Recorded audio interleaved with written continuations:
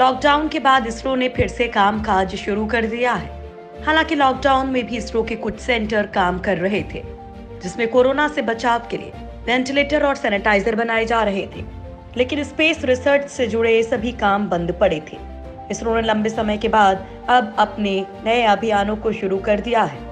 इससे आने वाले दिनों में अब भारत में भी अंतरिक्ष के क्षेत्र में बड़ा बदलाव दिख सकता है। दरअसल भारतीय अंतरिक्ष अनुसंधान संगठन ने ऐलान किया कि अब प्राइवेट कंपनियां भी रॉकेट और सैटेलाइट बना सकती हैं। इसरो के चेयरमैन के सिवन ने कहा कि अब स्पेस सेक्टर को प्राइवेट कंपनियों के लिए खोल दिया जाएगा। दरअसल इसी साल नासा ने पहली बार प्राइवेट कंपनी स्पेसएक्स के अंतरिक्ष यान से 2 लोगों को इंटरनेशनल स्पेस स्टेशन भेजा है और अब उसी रास्ते पर इसरो भी चलने की तैयारी कर रहा है। हो सकता है कि आने वाले सालों में निजी कंपनियां भी अपने यान अंतरिक्ष में भेज सकें। निजी कंपनियों के लिए इसरो ने खोले दरवाजे। निजी कंपनी भी बना सकेगी रॉकेट और सैटेलाइट। जी हाँ दोस्तों, अगर आपके पास पैसा है और आप अंतरिक्ष के क्षेत्र में कुछ करना चाहते हैं, तो आपके लिए इसरो ने उम्मीदों के सारे दरवाजे खोल दिए हैं। दरअसल अब निजी कंपनियां भी इसरो की सुविधाओं का लाभ ले सकती हैं। इसरो प्रमुख के सिवन की माने तो निजी क्षेत्र को अब रॉकेट और सैटेलाइट बनाने और प्रक्षेपण सेवाएं मुहैया कराने जैसी अंतरिक्ष गतिविधियों की अनुमति दी जाएगी। हालांकि इससे इसरो के कामकाज पर असर नहीं पड़ेगा। इसरो अब तक जैसे काम करते आया है वैसे ही करता रहेगा। इसरो का ये फैसला तब सामने आया जब 24 जून को ही केंद्रीय कैबिनेट ने छात्रों और निजी कंपनियों के लिए भारत के अंतरिक्ष क्षेत्र को खोलने का ऐलान किया था।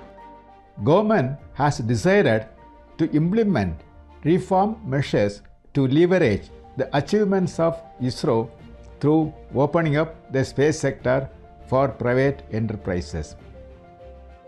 सरकार का ये फैसला भारत को बदलने और देश को आत्मनिर्भर तथा तकनीकी रूप से आधुनिक बनाने की दिशा में अहम कदम करार दिया गया।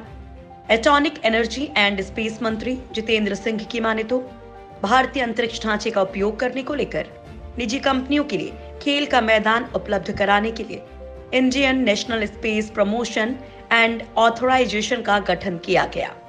यह अंतरिक्ष गतिविधियों में निजी उद्योगों को देखेगा, बढ़ावा देगा और मार्गदर्शन करेगा।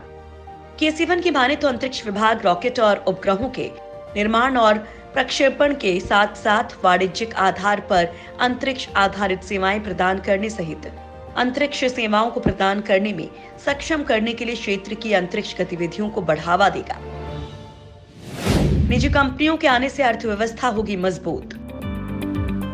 के-सिवन की माने तो निजी कंपनियों के लिए अंतरिक्ष का क्षेत्र खोले जाने से पूरे देश की क्षमता का इस्तेमाल अंतरिक्ष प्रौद्योगिकी से फायदा पाने के लिए किया जा सकता है।